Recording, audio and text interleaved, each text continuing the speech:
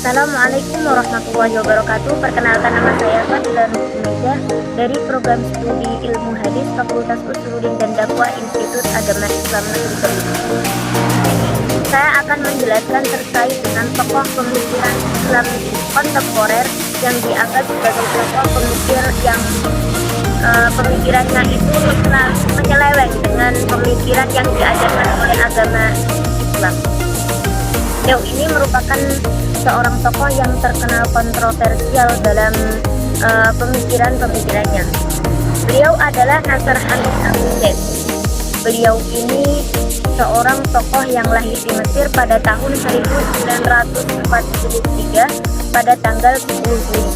Kemudian beliau diusir dari negara atau tanah kelahirannya sebab beliau ini dianggap murtad atau telah menyeleweng dengan beberapa ajaran yang diajarkan oleh agama Islam. Kemudian beliau ini dilahirkan di tengah seorang keluarga yang paham agama, maka tidak heran jika beliau pada tahun ke-8 atau pada usia 8 tahun telah menghafalkan Al-Quran 30 secara mungkin.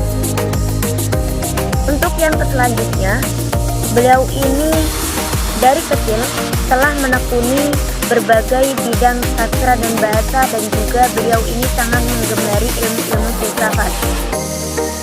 Maka beliau mengambil pendidikan S1 dan S2 di jurusan bahasa dan sastra di fakultas. Beliau ini S1 dan S2 mengambil jurusan bahasa Arab di fakultas bahasa dan juga sastra. Kemudian beliau melanjutkan S3 di Philadelphia dan kemudian melanjutkan disertasinya di Amerika. Beliau ini dianggap murtad dan beliau menjadi seorang pendatang yang kemudian pindah ke negara Belanda, dan beliau hidup di sana serta mengajar di sana hingga beliau wafat pada tanggal 5 Juli pada tahun 2010 silam. Salah satu karyanya yang sering disebut atau familiar di telinga kita, yakni karya yang telah diterbitkan oleh LKIS Yogyakarta dengan judul Mafhum Al-Nas. Salah satu karya beliau yang diterbitkan oleh LKIS Yogyakarta mengatakan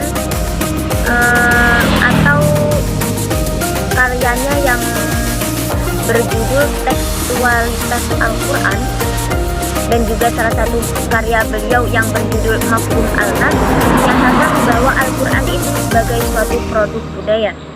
Beliau menyatakan sebagai Al-Quran merupakan sebuah produk budaya karena beliau ini menggunakan hermeneutika modern, di mana hermeneutika modern ini menitik beratkan tentang teks atau konteks dari teks Al-Quran itu diturunkan. Al-Quran itu diturunkan di tengah bangsa Arab, berbahasa Arab, dan Allah menurunkan Al-Quran berbahasa Arab melalui malaikat Jibril, perantara malaikat Jibril, kemudian diturunkan kepada Nabi Muhammad SAW di negara Arab. Maka tidak heran jika hermeneutika Nasr Hamid Abu Zaid ini menyatakan bahwa Al-Quran itu sebagai suatu produk budaya. Karena Nasr Hamid Abu Zaid merupakan seorang tokoh yang beliau ini sukses atau menerbitkan salah satu karya yang mana berjudul Tekstualitas Al-Quran, karena beliau ini merupakan seorang tokoh yang gemar atau mempelajari terkait dengan ulumul Quran. Beliau menekankan dari bagaimana Al-Quran itu diturunkan, asbabun nuzulnya, kemudian kontekstualisasi yang ada di dalamnya. Allah menurunkan Al-Quran itu dari dua arah, yang mana Allah menurunkan Al-Quran kepada Nabi Muhammad melalui malaikat Jibril, kemudian malaikat Jibril sebagai perantara dan menyampaikan Al-Quran tersebut kepada Nabi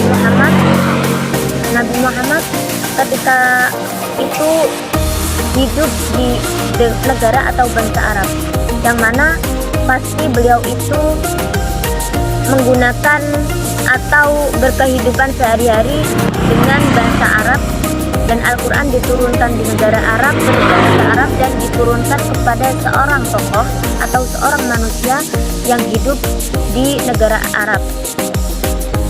Kemudian pemikiran atau hermeneutika Nasr Ahmad Abu Zaid ini merupakan hermeneutika modern yang menitik beratkan kepada adanya sebuah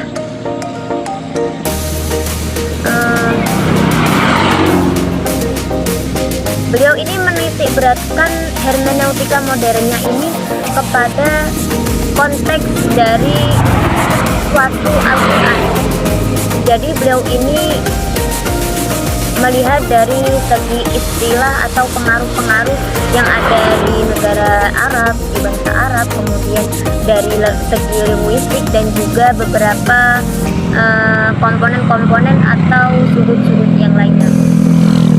Maka tak heran jika Nasr Ahmad Abu Zaid ini beranggapan bahwa Al-Quran ini merupakan sebuah produk budaya.